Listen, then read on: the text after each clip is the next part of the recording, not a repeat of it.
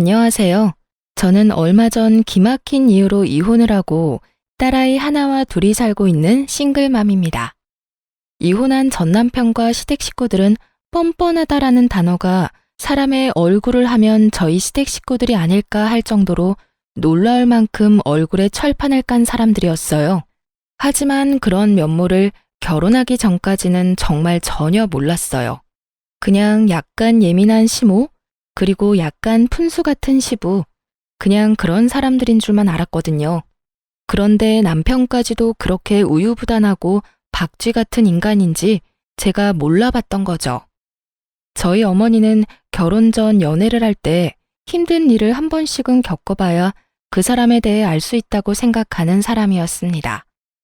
하지만 저희에게 그렇게 크게 힘든 일이 있지도 않았고 도리어 굉장히 일사천리로 빠르게 결혼이 진행됐던 것 같아요. 남편은 공무원으로 일하고 있었고 저는 대기업 금융회사에서 일하는 사람이었습니다. 처음에 상견례를 하기 위해 친정 부모님과 예비시댁 쪽 식구들이 만났을 때 친정엄마는 영 못마땅해 하셨어요. 딸, 너희 시어머니 될 뿐 말이지. 인상이 너무 안 좋아. 늙으면 살아온 가정이 얼굴에 기록된다고 하거든. 그런데 얼굴이 힘든 것도 아니고 너무 신경질적인 표정이야. 너 진짜 괜찮겠니? 말해보니까 더더욱 그런 생각이 든다. 말에 뾰족뾰족 가시 있는 것이 너 결혼하고 힘들까봐 걱정이네. 그래? 나한텐 그렇게까지 예민하게 말씀 안 하시는데. 친정엄마의 말에 친정아버지가 친정어머니를 나무라셨어요. 거 허튼 소리 좀 그만해. 사위들 총각은 성격 좋기만 하던데 뭘. 우리 딸 사랑한다니 무슨 일 있더라도 서로 잘 도우며 해결할 수 있겠지. 벌써부터 걱정하고 난리야? 애 결혼이 장난도 아니고 아니다 싶으면 빨리 정리하는 것도 한 방법이죠. 결혼은 신중하게 생각하는 게 맞아요. 네 남편 될 사람은 그리 안 보이기는 하는데 어른들이 참 인상이 별로라 걱정이야. 엄마, 걱정하지 마. 힘든 일 있으면 그 사람이랑 같이 이겨낼게. 그리고 우리 시부모님들 나한테 그렇게 깐깐하게 구는 사람들 아니셔. 네가 그렇다면 다행이긴 한데 엄마는 영 탐탁치 않는구나. 그런 엄마의 걱정에도 저는 아무런 걱정이 없었어요. 남편은 참 좋은 사람이었으니까요. 분명히 시댁과의 일이 생겨도 남편이 지켜줄 거라고 생각할 정도로 말이죠. 하지만 결혼하고 얼마 지나지 않아 제가 얼마나 안일하게 생각했는지 알게 됐어요. 저는 연봉이 꽤 높은 상태였어요. 공무원이 남편보다 돈을 더 잘 벌었거든요. 그래서 저는 제 일에 애착을 가지고 있었어요. 솔직히 돈을 많이 벌어서가 아니라 그 일과 직장이 너무 저랑 궁합이 좋았기도 했어요. 그래서 일을 그만둘 생각은 전혀 없었어요. 임신을 하고 출산을 하더라도 말이죠. 그 부분에 대해서는 남편과 굉장히 많은 이야기를 나누었답니다.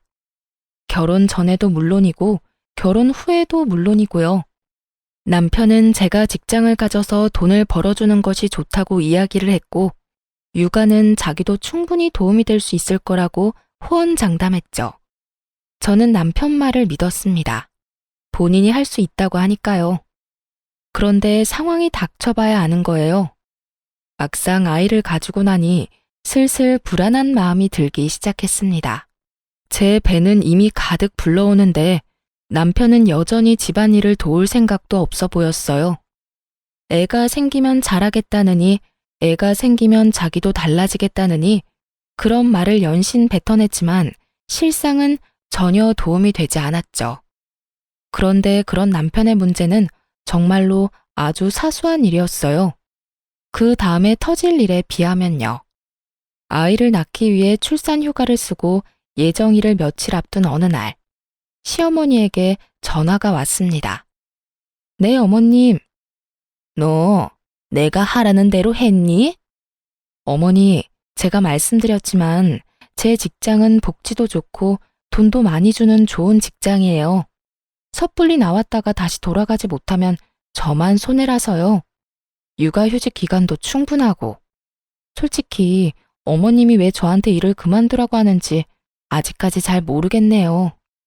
저는 시모의 전화를 받고 머리가 지끈거리는 기분이었습니다. 시모가 하는 말은 간단했어요. 이제부터 애를 키워야 할 테니 일을 그만두라는 거였죠. 그렇지만 이미 저희 부부 사이에 이야기가 다 끝난 상황이었어요. 그런데 시모는 일까지 그만두라며 난리였습니다. 저는 당연히 거절을 했고요. 너 애 키우는 게 장난처럼 보이니? 일하면서 애를 키울 수 있을 것 같아? 내가 보기엔 너 절대 그렇게 못해. 애 하나 키우는데도 엄청난 힘과 시간이 드는 거야.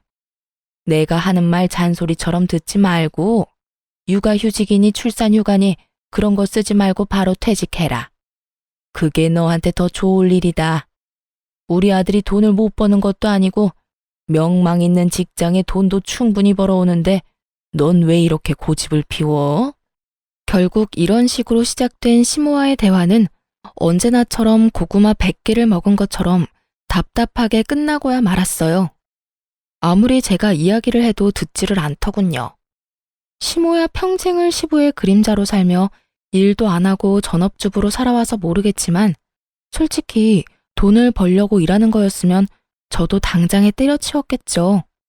하지만 너무 복지도 좋고 저하고도 잘 맞는 직장이었거든요. 굳이 떠나고 싶은 마음도 없었고 저도 아이를 키우는 것만큼 직장 생활도 중요하다고 생각하는 사람이었거든요. 그런 제가 시모의 전화를 하루에도 몇 통을 받으니 결국 참지 못하고 남편에게 말했어요. 그런데 남편 말이 더 웃겼습니다. 당신도 참 답답하네. 남들은 일 못 쉬어서 난린데 당신은 왜 자꾸 그렇게 일을 하고 싶어서 난리야? 내가 다 책임질 테니까 우리 엄마가 하라는 대로 해주면 안 돼? 그럼 내 인생은 뭐가 돼? 내가 평생을 가꿔서 읽어온 일들이야. 그리고 거기서 일하는 거 너무 좋아하고. 전업주부가 내 성미에 맞다면 모르겠지만 난 그런 성격도 아니잖아. 밖에서 사람을 만나야 스트레스가 풀리는 사람인데 집안에서 애만 보고 있는 것도 정말 못할 짓이라고. 당신 인생이 뭐긴 뭐야? 내 아내, 그리고 우리 애 엄마. 그렇게 사는 거지. 남들 다 그렇게 살아. 난 당신이 왜 화를 내는지 모르겠어. 아, 그냥 일 그만두면 되잖아.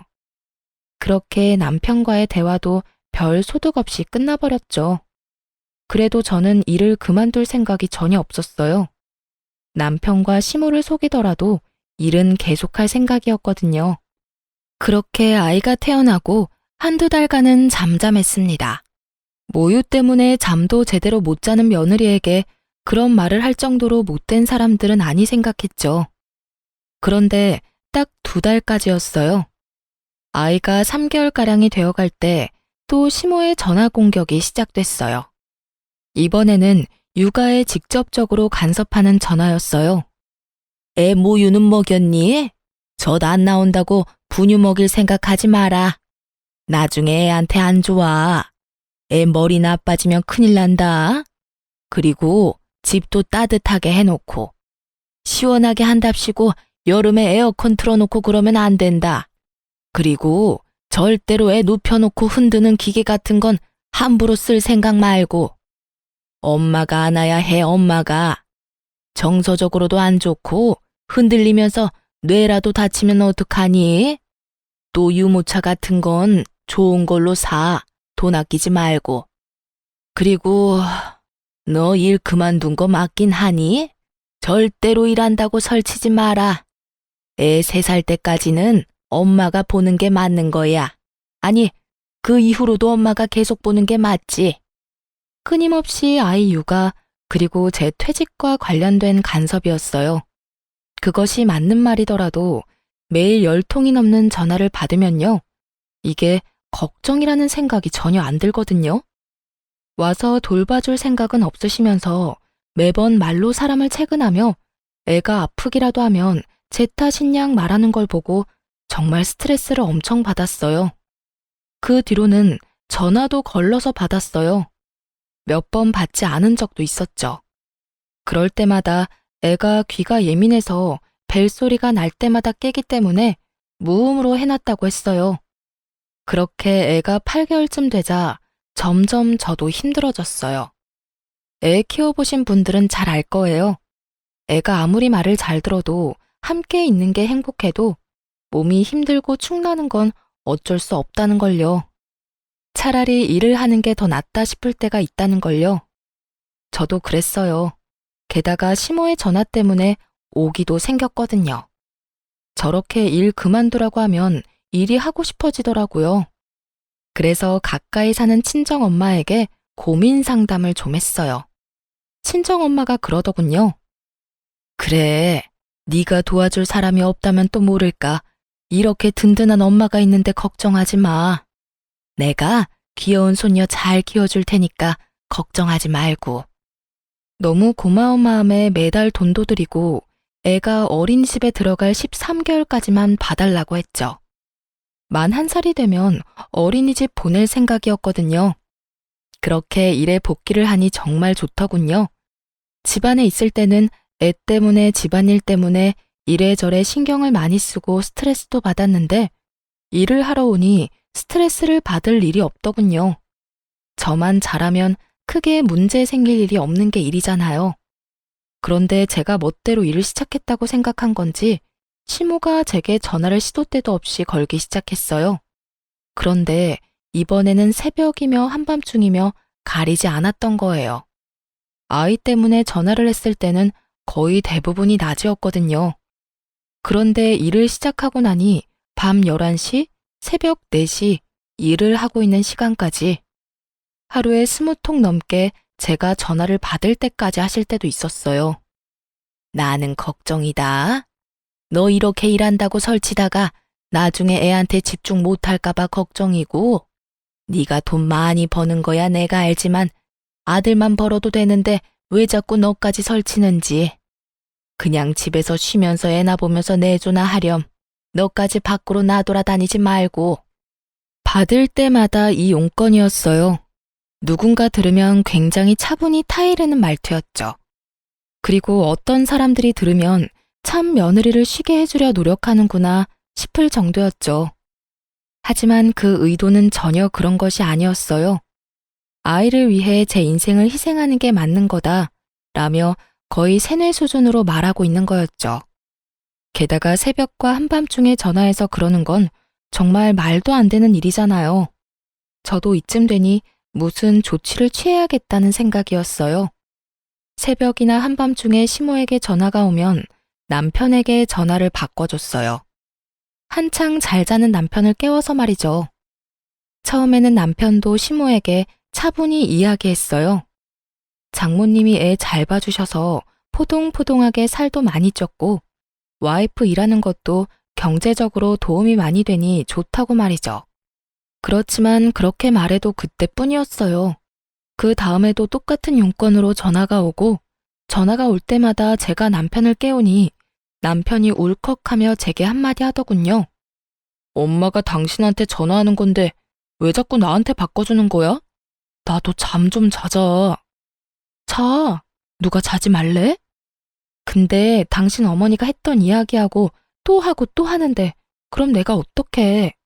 우리 엄마 같았으면 스팸 처리하고 무음 처리하고 안 받으면 그만이지만 시어머니잖아. 안 받았다가 또 무슨 잔소리를 어떤 식으로 들을 줄 알고 그래? 불만이면 당신이 어머님한테 잘 이야기해서 그런 시간에는 전화 안 오도록 하면 되는 거 아니야? 그러게. 그냥 엄마 하는 말 들었으면 되잖아. 괜히 당신이 일한답시고 난리치는 바람에. 그럼 매달 부모님 용돈 누구 돈으로 줘? 일 그만두고 양가 부모님한테 드리는 용돈 드리지 말까? 제 말에 남편놈 입이 꾹 다물어지더군요. 아무리 남편 직장이 안정적이면 뭐해요. 혼자 벌어서 살 수 있을 만큼 대한민국이 녹록한 곳은 아니잖아요. 둘이 벌어도 쪽박차기 십장인 곳에서 왜 벌이라니. 게다가 애가 크면 돈 들 곳이 더 많은데 어떻게 제가 일을 그만두나요? 제 말에 남편도 맞는 말이다 싶었는지 더 이상 대꾸도 하지 않고 입만 삐죽거리고 있더군요. 그걸 보고도 모른 채 했어요.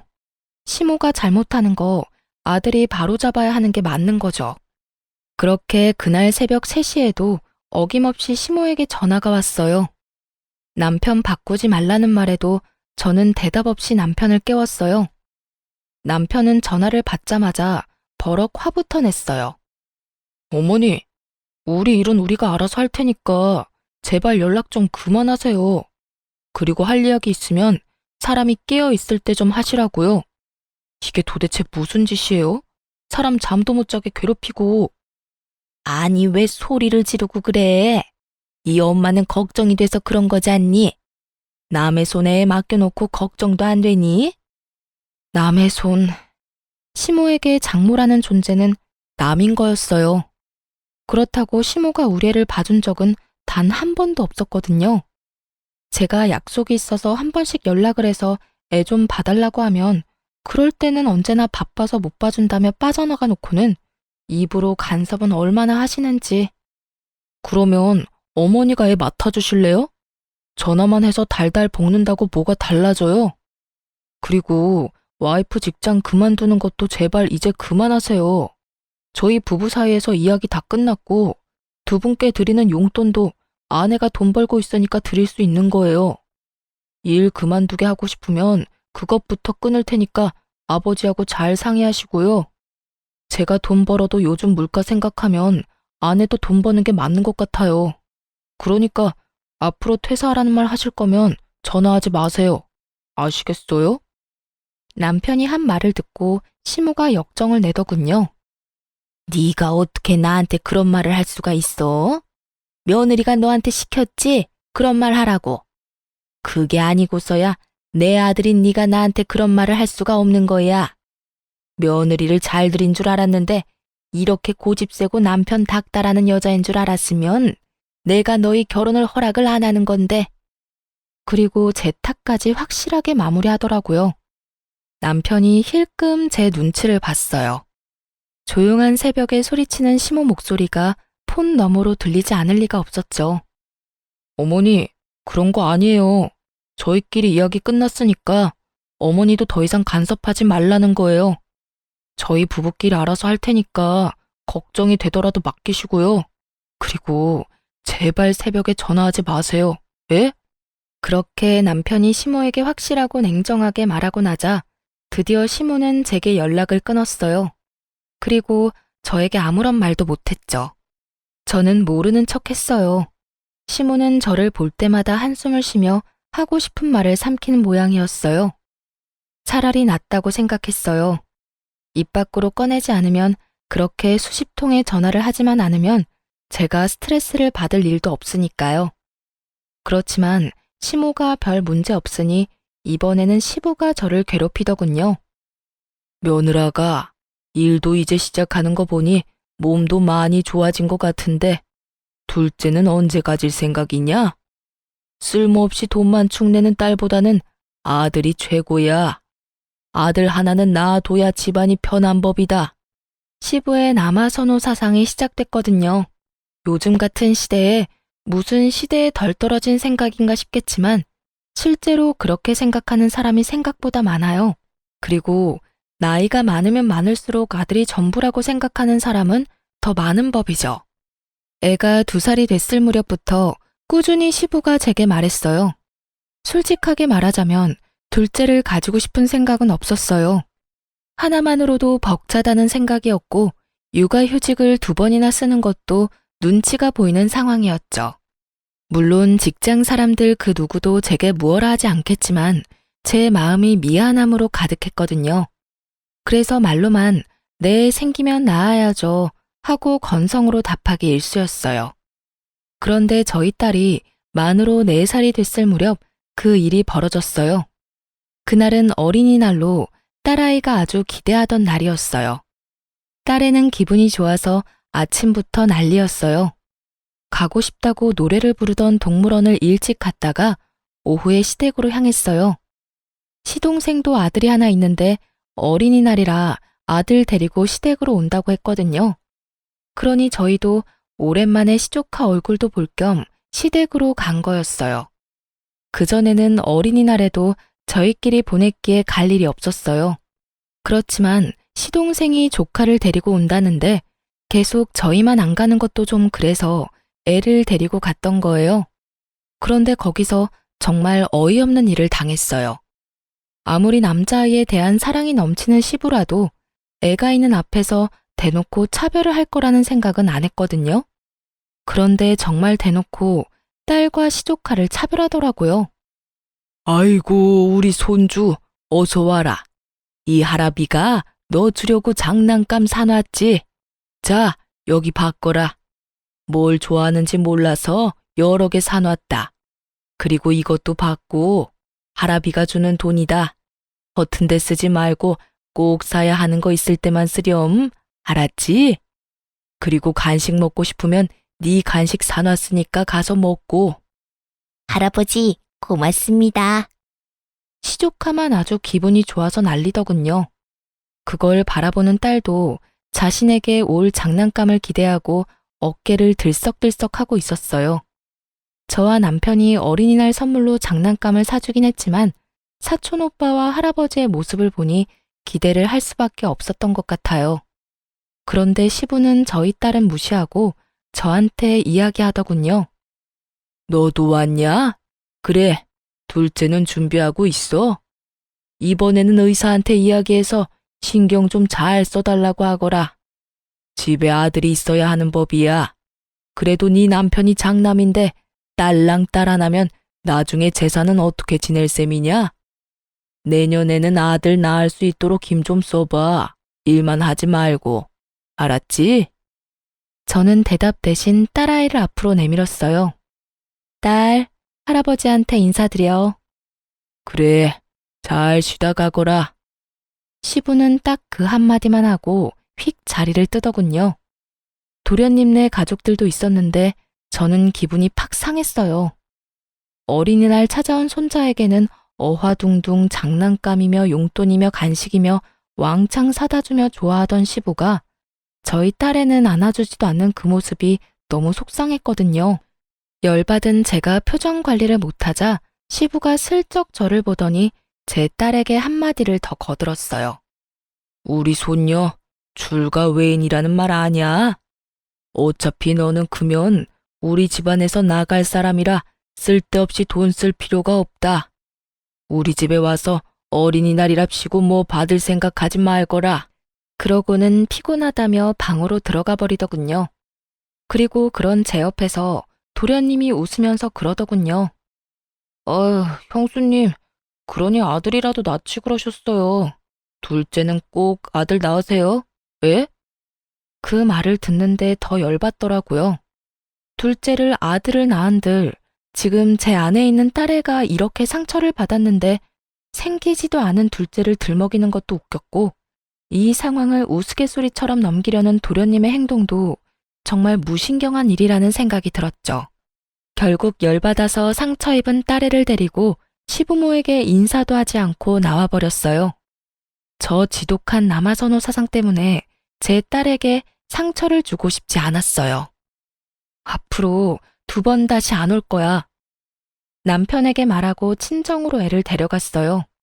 저희 친정은 제 딸이 첫 손주이기도 하고 어릴 때부터 봐주셔서 그런지 무척 좋아해 주셨거든요. 역시나 좋아해 주셨어요. 장난감도 많이 준비해 주셨고 요즘 아이가 좋아하는 예쁜 드레스에 딸애가 좋아하는 음식으로 저녁까지 만들어 두셨더라고요. 행복하게 웃는 딸 모습을 보며 이게 정상적인 거 아닌가 하는 생각을 했죠. 그런데 곧 시부에게 전화가 왔어요. 전화 받기 정말 싫었지만 받았죠. 야, 너희 왜 말도 없이 그냥 갔어? 아버님이 불편해하셔서 빨리 돌아왔어요. 무슨 문제라도 있으세요? 아니, 간다면 간다고 이야기를 해야지. 그리고 어버이날 평일이라서 어차피 못 오는 거 아니냐? 오늘 어버이날 용돈도 미리 주고 가지. 혹시 손녀한테 한 것 때문에 삐졌어? 어린 손녀한테 그런 상처 주는 말 하신 데는 이유가 있으시겠죠. 설마 어른이 별 생각 없이 새까맣게 어린 손녀한테 상처를 주실 리 있겠어요? 어버이날 전 못 갈 것 같으니까 남편 보낼게요. 너 지금 네 딸한테 기분 나쁜 소리 했다고 나한테 화내냐? 뭐 이런 싸가지 없는 며느리가 있어. 어른이 하는 말에 다 이유가 있는 법인데 그것도 모르고 어디서. 이유 대체 무슨 이유가 있는지 궁금했지만 묻지도 않았어요. 그리고 그 앞에서 바로 남편에게 전화 넘겨줬어요. 스피커폰으로요. 남편이 완전히 당황했어요. 눈앞에 보이는 장인장모의 표정이 살벌했으니까요. 남편이 제가 건네는 전화를 받더니 얼른 스피커폰부터 꺼버리더군요.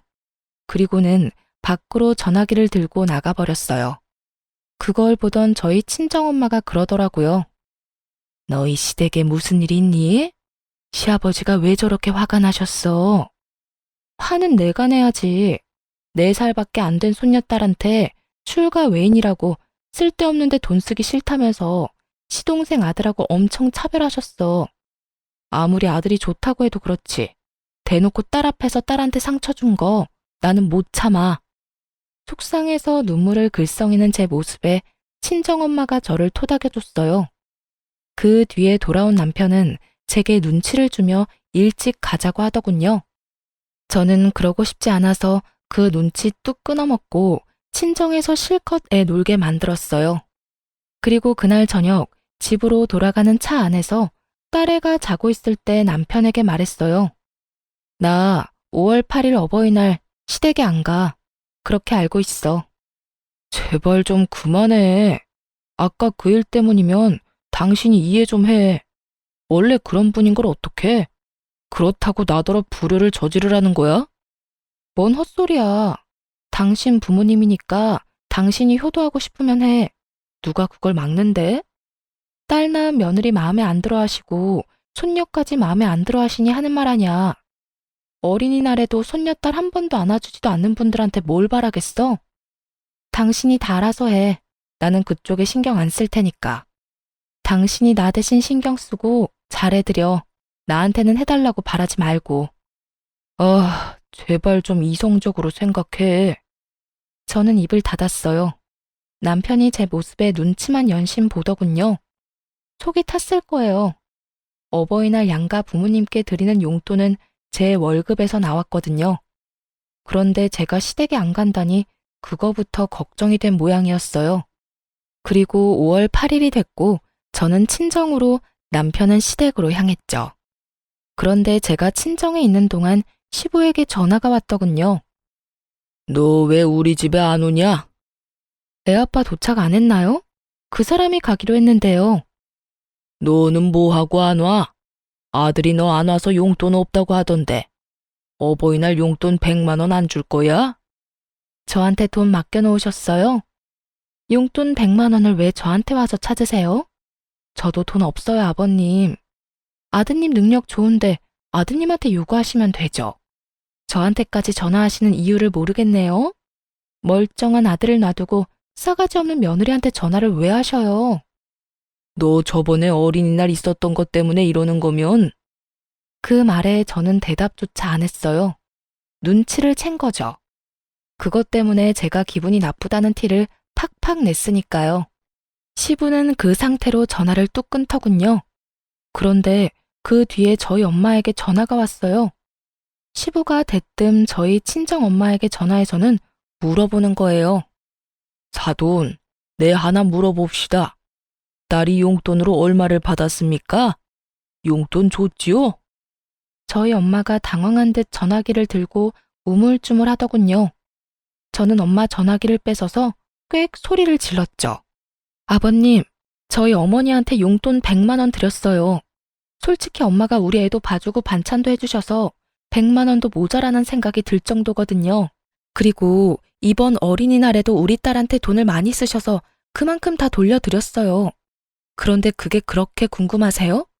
아드님한테 돈 달라고 하시면 되지. 왜 뜬금없이 저희 부모님한테 전화해서 이런 무례한 행동 하시는 거예요?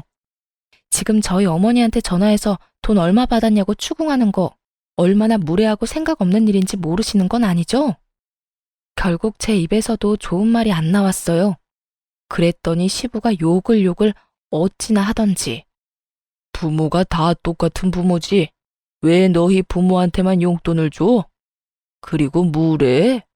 네가 먼저 싸가지 없는 짓 안 했으면 나도 이런 짓 안 했지. 너 돈 좀 번다고 유세 떠는 거냐? 어버이날 챙겨야 할 부모가 4분이나 있는데 저 혼자 다 어떻게 책임지나요? 남편은 남편 부모님 챙기는 거고, 저는 제 부모님 챙기는 건데, 왜 화가 났는지 모르겠네요. 그리고 솔직히 시댁에서 저희 애랑 저희한테 신경 쓰신 적은 있어요? 어린이날에도 어린애들 차별하는 거 보고 기도 안 찼는데, 이제는 전화 와서 당당하게 용돈까지 요구하시고, 필요하면 제 남편한테 말씀하세요. 그리고 제가 싸가지 없는 짓을 왜 했는지 잘 생각해 보세요. 나이값도 못하고 손녀딸한테 출가 외인이네 어쩌네. 애 상처받는 소리만 하는 것도 열받는데 뭐 좋다고 용돈까지 드리겠어요? 안 그래요? 다 됐고 용돈은 이제 아드님한테 달라고 하세요. 아드님. 결국 저와 시댁은 건널 수 없는 강을 건넜어요. 남편이 제 행동에 어떻게 반응할지 몰랐지만 만약 제 생각과 정반대로 행동할 경우에는 이혼을 하겠다고 이미 다짐한 상태였죠. 역시나 그날 저녁 남편이 와서 제게 하소연하더군요. 대체 아버지랑 왜 싸운 거야? 애한테 서운한 소리 했다고 삐진 거 치고는 너무 일을 크게 벌렸잖아. 나는 솔직히 당신이 왜 이렇게 화내는지 모르겠어. 그냥 듣고 한 귀로 흘리면 되잖아. 근데 왜 그래? 나야 한 귀로 듣고 한 귀로 흘릴 수 있지. 그런데 내 딸은? 내 딸이 들어야 했던 그 어이없는 말들은 뭔데? 지금이야 의미도 모르는 일이지만 이미 애는 시댁 어른들이 자기를 사랑하지 않는다는 걸 알잖아. 그 와중에 전화까지 와서 용돈까지 요구를. 내가 당신 부모님은 당신이 책임지랬지? 용돈 하나 안 드리고 뭐 한 거야? 요새 나도 일이 좀 있어서 돈을 많이 쓰는 바람에 일단 진정하고 부모님한테 갔다 오자. 아버지가 당신이랑 같이 오래. 가서 뭐 하게? 욕 얻어먹고 올 거면 내가 왜 가? 난 싫어. 당신이나 가. 나 앞으로 시댁에 발도 안 디딜 거니까 그렇게 알고. 며느리가 시댁에 안 가면 어떡해? 요즘은 그런 집도 많아. 왜 내가 내 기분 잡쳐가면서 시댁에 가야 해? 그리고 용돈 때문이면 더더욱 안 가는 게 맞지. 남편은 화가 난 듯 저를 쳐다봤지만 저는 쳐다보지도 않았어요. 시댁과는 이참에 인연을 끊는 게 맞다 싶었으니까요. 그런데 그 인연이 끈질기게 저와 시댁을 다시 붙여놓더군요. 남편이 하루는 제게 그러더군요. 당신이랑 우리 부모님 사이가 너무 안 좋아서 내가 생각해봤는데 합가 한번 해보는 건 어때? 저는 경악했어요. 합가라니. 서로 꼴 보기 싫어서 이렇게 난리인데 합가라는 말을 하는 남편이 제정신인가 싶었죠. 미쳤어? 나 죽는 꼴 보고 싶으면 합가해. 나는 절대 못해. 합가하고 싶으면 이혼하고 당신이나 해. 이혼을 언급하며 저는 확고하고 정확하게 합가를 하지 않겠다고 말했어요. 그런데 남편이 그러더군요. 부모님 부양하는 것도 자식된 도리로 당연한 거야. 그러니까 합가 진지하게 생각해봐. 합가는 절대 안 된다고. 빽 하고 소리를 질렀지만 기분이 너무 안 좋았어요. 분명히 합가를 어떻게든 하려고 할 것 같았거든요. 그래도 제가 가지 않는다면 어떻게 남편이 저를 강제로 데려갈 수 있겠어요? 그걸 생각하며 절대로 시댁에는 가지 않겠다고 생각하고 있었어요. 그런데 며칠 뒤 시부모가 저희 집으로 쳐들어왔어요. 들어온다 말도 없이 최소한의 짐만 들고 말이죠. 그것도 제가 일하러 간 사이에 짐 정리까지 다 끝내놓고 거실에서 느긋하게 TV를 보고 있더군요. 그걸 보고 말을 잃었어요. 왔냐? 배고프니까 어서 밥하거라. 남편은 제 눈을 못 마주치더군요. 합가 안 하겠다고 그렇게 말했는데 이미 남편 놈이 합가를 하겠다고 시부모에게 말한 모양이었어요. 제 허락도 없이 말이죠. 게다가 뻔뻔하기 짝이 없는 시부의 모습에 저도 충격을 받을 만큼 받았어요. 그 부모의 그 아들이라고 남편까지 제대로 한통속이었던 거죠. 참 믿을 놈 하나 없다 싶었네요. 게다가 제가 친정에서 애를 데리고 집에 들어온 시간이 저녁 8시였어요. 저희는 이미 친정에서 밥을 다 먹은 상태였고 남편에게 미리 문자를 했어요. 우리는 밥 먼저 먹고 갈 테니 당신은 알아서 해결하라고 말이죠. 그런데 여태까지 밥도 안 먹고 있다가 제가 오니 밥을 달라니 저는 아무 말 없이 남편을 쳐다봤어요. 당신, 이거 뭐 하는 짓이야? 뭐가? 내가 말했잖아. 부모님이랑 합가하자고. 난 절대 안 된다고 했지. 야, 너 며느리가 시부모 부양하는 거 당연한 거 아니냐? 그리고 이미 아들이 우리 부양하겠다고 했어. 너한테는 선택권 없다. 네가 알아서 우리 수발 들어야 하는 게 맞는 거야. 어디서 여자가 남편 하는 일에 가타부타 말이 많아? 시부가 나서서 그렇게 말하더군요. 정말 듣기 싫은 그놈의 여자 소리, 시대에 떨어진 사고방식. 진짜 미쳐버리겠더라고요. 저는 남편에게 말했어요. 합가하지 않겠다는 내 말에도 억지로 합가한 거, 이혼 사유로 확실한 것 같네. 이혼하자. 그런데 남편 놈이 묘하게 당당하게 굴더군요. 그러더니 폰을 딱 꺼내서 손에 올려두더니 뭔가 조작하더라고요. 곧이어 제 핸드폰에 알림이 떴어요. 그리고 저는 제 눈을 의심했습니다. 통장에 1억이 송금된 거 아니겠어요? 그 뒤로 2번이 더 들어왔어요. 총 2억 원이었죠. 하루 송금 한도가 1억이라 2번에 나눠 돈이 들어온 거예요. 봤지? 아버지가 집 판 돈 우리한테 주신 거야. 당신한테도 절반 나눠주는 거야. 내가 맨입으로 당신한테 부모님 수발 들라고 하는 줄 알았어? 당연히 합가에 따르는 돈은 주는 게 맞지. 그러면서 아주 의기양양하게 제게 말하더라고요. 저는 웃음이 났어요. 강제로 2억 붙여주고 부모님 수발 들라는 것 자체가 너무 코미디 같더라고요. 돈 2억 때문에 남은 몇십 년을 스트레스에 쩔어서 살라는 게 수지가 맞는 일인가 싶어서요. 그 몇 배를 준다고 해도 저는 결코 살고 싶지 않았어요. 지금 당장 제 딸 얼굴만 해도 싫어서 질색팔색을 하는데 합가는 무슨 합가인지. 그런데 남편 놈은 제가 당연히 받아들일 거라고 열심히 착각하고 김칫국 마시고 있더군요. 여보, 이제 합가에 대해서 다 이야기 된 거다. 알았지? 나도 많이 양보한 거야. 당신이 우리 부모님 수발 들 거니까 절반 떼어준 거지. 그리고 당분간 동생한테는 비밀로 좀 해줘. 동생이 또 알면 골치 아파. 남편이 동생 이야기를 꺼내자 아주 좋은 생각이 났어요. 도련님은 굉장한 구두쇠이기도 하고 주머니에 한 번 돈 들어가면 나오지도 않는 사람이었거든요. 게다가 얼마 전에도 시부에게 사업한다고 돈 빌려달랬는데 시부가 거절한 적이 있었어요. 저는 보란듯이 휴대폰에 은행 어플을 켜서 받은 돈을 전부 보냈어요. 그리고 남편에게 말했죠. 나 이 돈 필요 없어. 수발 안 들고 싶으니까 다시 돌려줄게. 여보, 다시 생각해봐. 2억이라고 2억. 부모님만 모시고 살면 2억인데 무슨 소리야? 너나 다 가져가고 너 혼자 부모님 모시면 되잖아. 왜 나한테 도움을 구해? 분명 말하는데 나는 싫다고 했어. 당신 도대체 왜 그래? 그냥 단순하게 비위만 맞춰드리면 되는 거잖아. 그거 하나 못하겠다고 이 난리야? 비위만 맞춰? 방금 못 봤어? 일하고 늦게 온 며느리한테 밥 달라고 삐약거리는 거 못 봤냐고. 거기다 너도 그래. 이 시간까지 부모님 식사도 안 차려드리고 나만 기다리고 있었잖아. 이게 수발드는 거야? 식모살이지. 제 말에 시부가 비아냥거리더라고요. 네가 싫어도 어쩔 거냐? 벌써 돈 받아 처먹었잖아. 네가 우리 모시는 건 당연한 거다. 하루 세 끼 따뜻한 밥 차리고 집안 청결하게 유지하고 집안일 하는 것까지.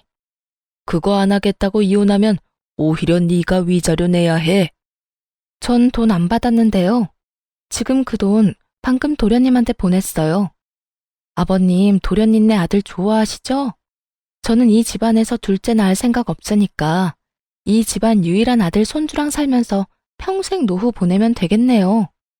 제 말에 남편과 시부모 얼굴이 새파랗게 질리며 발을 동동 구르기 시작했죠. 아니, 그 돈을 왜 둘째한테 줘? 너 뭐 잘못 먹었어? 그래, 왜 동생한테 준 거야? 동생이 알면.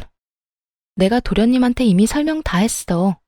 아버님 수발 받고 싶어서 여기 왔고 나는 수발 들 생각 없으니까 그 돈 받고 수발 들어줬으면 좋겠다고. 수발 들 생각 없으면 아버님한테 돈 돌려드리라고 했는데 뭐 잘못된 거 있어? 태어난 제 말에 다들 한숨을 내쉬며 조급한 표정으로 시동생에게 전화를 하더군요. 다행히 시동생은 전화를 받지 않았어요. 2억을 꿀꺽할 것 같다는 두려움이 생긴 세 사람은 시동생 집으로 향했어요. 2억의 행방을 찾기 위해서 말이죠.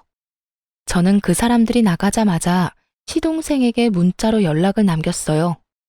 아버님네 집 매매금이 4억이었던 것 같네요. 2억은 남편이 가지고 있는데 그거보다 더 많이 가지고 있을 수 있으니까 잘 알아보시고 그 돈 아버님한테 돌려주던지 아님 받고 시부모 책임지던지 해주세요. 합가하기 전에 이혼부터 할 것 같아서 방금 받은 2억 도로 보내드리는 거예요. 금방 정리될 문제는 아닐 테니 이 인간들이 일찍 돌아오지는 못할 거라고 생각했어요. 그 틈에 저는 현관 도어락 비밀번호부터 바꿨어요. 그리고 집안에 있던 시부모 물건들과 남편 물건들이 보이는 족족 모조리 현관 밖으로 던져버렸어요. 다행히 시부모 짐도 아직 다 벌려놓은 게 아니었고 남편 짐도 그리 많은 건 아니었던지라 정리는 생각보다 빨리 끝났거든요. 그리고 자정이 다 되어갈 때쯤 세 사람이 집으로 돌아왔더군요. 밖에 쌓인 짐과 바뀐 비밀번호에 놀란 세 사람이 저한테 전화를 하고 밖에서 문을 쿵쿵 두드리고 난리가 났더군요. 여보, 말로 해, 말로. 이렇게 갑자기 문 걸어 잠그면 어떡하자는 거야? 말? 당신은 나한테 말하고 그딴 짓 저질렀던 거야? 내가 분명히 싫다고 이야기했지. 그거 무시하고 돈 억지로 손에 쥐어주고 수발 들어라 마라 한 건 잘못 아니야? 당신은 진짜 선 크게 넘었어. 난 무조건 당신이랑 이혼할 거야. 상의 없이 합가하자며 부모 데려온 당신도 싫고 딸에 대놓고 차별하는 시아버지도 싫고 아침 새벽 가리지 않고 전화와서 간섭하는 시어머니도 싫어. 그래서 이렇게 우리 내보낸다고? 당신 너무하네. 그 집에 들어간 가전이랑 가구 내가 새로 다 해왔잖아. 1,500만 원이나 들었는데 나더러 그냥 가라고? 남편이 저희 집에 들어올 때 당시 있던 헝 가구들은 다 버리고 남편이 새로 싹 다 해왔거든요. 그때 거의 1,500만 원쯤 들긴 했어요. 저는 어이가 없어서 남편에게 말했죠. 내가 당신 부모님 용돈 챙겨드린 것만 해도 1,500 넘을걸? 그래, 좋아. 그 1,500 내가 줄 테니까 내일 우리 회사 앞으로 와. 저는 그 다음날 남편을 만나러 갔어요. 그런데 남편만 있는 게 아니더라고요. 시부모도 떡하니 앉아 있었어요. 저는 보자마자 1,500을 남편 계좌로 이체해줬어요. 여기 1,500. 어차피 나한테 돌아올 돈이니까 아깝지도 않네. 당신이 위자료로 나한테 돈 줘야 하는데 어차피 그걸로 주게 될 거니까. 잘 보관해뒀다가 나중에 그대로 돌려주면 되겠네. 그리고 이혼 소송 오늘 들어가기로 했어. 앞으로 그 이외의 일로 연락하지 마. 잠깐, 그렇게 그냥 가면 안 되지. 그 집 전세금도 재산 분할해야 하는 게 맞는 거 아니야? 너희 같이 산 기간이 5년이 넘는데 당연히 재산 분할도 해야지. 이 말이 나올 거라는 걸 예상은 했어요. 돈까지 시동생에게 뺏긴 이 사람들이 제 돈을 탐내지 않을 리가 없죠. 저는 그 사람들 눈앞에 종이 한 장을 꺼내 팔랑팔랑 흔들었어요. 이게 뭐야? 차용증이요. 제가 부모님께 돈 빌려서 그 집 전세금 마련했다는 증거요. 전세 나오면 그 돈 부모님한테 돌려드리게 되어 있어요. 뭐? 그딴 게 어딨어? 전세금이 꽤 커서 어머니한테 좀 부탁했어요. 5천만 원 넘게 현금 거래하면 증여세 내야 해서 차용증을 쓴 거죠. 그래서 이 집 계약 만료돼서 전세금 나오면 싹 다 친정에 다시 돌려줘야 해요.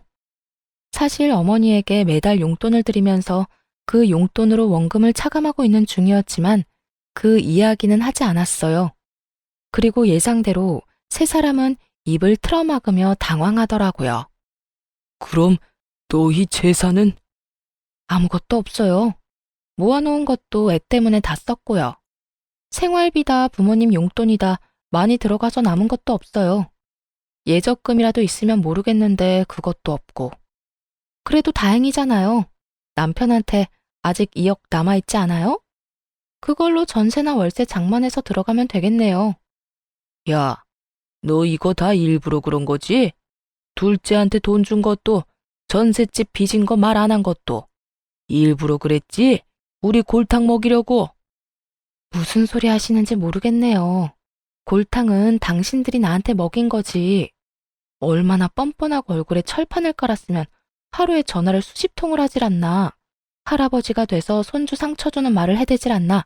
합가 싫다고 했는데 쳐들어와서 눌러앉질 않나. 누가 누구를 골탕 먹인 건데요, 지금? 말도 없이 들어와서 돈만 받으면 모셔줄 줄 알았어요? 두 사람 모시느니 내가 남편이랑 이혼하는 게 더 낫죠. 그러니까 앞으로 연락하지 마세요. 본인들 앞길 본인들이 알아서 개척하시고. 아니, 손이 없어요, 발이 없어요? 아직까지 팔팔하시면서 왜 며느리한테 빌붙으려고 하세요? 그것도 그렇게 괴롭히고 못살게 굴던 며느리한테. 좋아하시는 도련님네 가서 편하게 사세요. 손자 재롱도 보시면서. 그렇게 소리치고 저도 집으로 돌아와 버렸어요. 남편이 뒤따라와서 저를 붙잡고 늘어지더군요. 여보, 이렇게 화낼 줄 정말 몰랐어. 나는 그냥 당신이 돈만 받으면 좋아할 줄 알고. 나 당신이랑 헤어지면 갈 곳도 없어. 네가 뿌린 씨앗이니까 네 손으로 거둬. 그러게 누가 집으로 데려오라고 했어? 순간 눈앞에 돈에 눈이 멀어서 넌 나를 팔아먹은 거나 마찬가지야. 돈만 주면 다 되는 거야?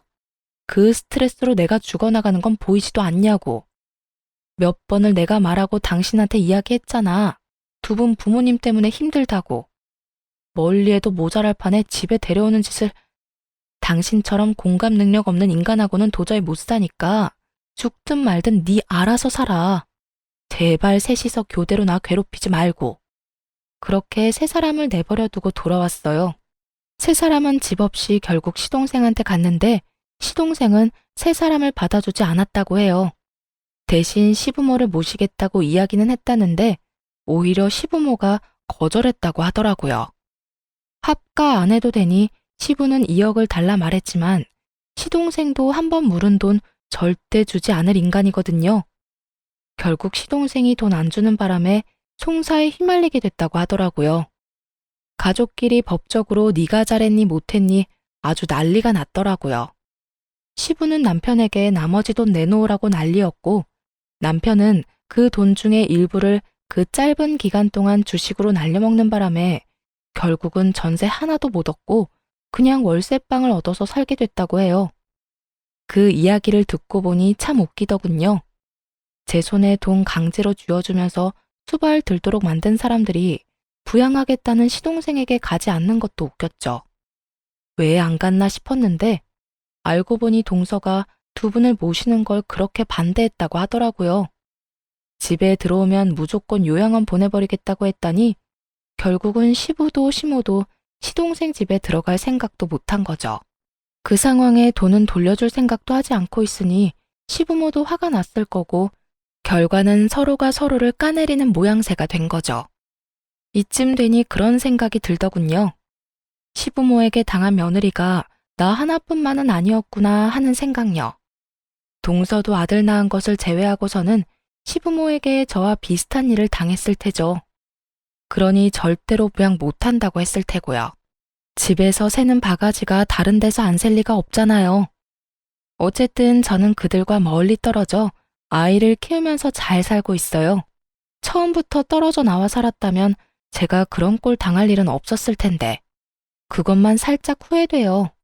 그렇지만 지금이라도 제자리를 찾았으니 안심이 되기도 하고요. 살다 보니 참 가족끼리 별꼴 다 본다 싶었네요. 그래도 잘 빠져나왔으니 제 인생에는 다행이에요. 앞으로는 이런 일 당하면서 살 생각은 없어요. 혼자서 늙어 죽을 때까지 딸이랑 속 편하게 살고 싶네요. 긴 글 읽어주셔서 감사합니다. 좋은 하루 되세요.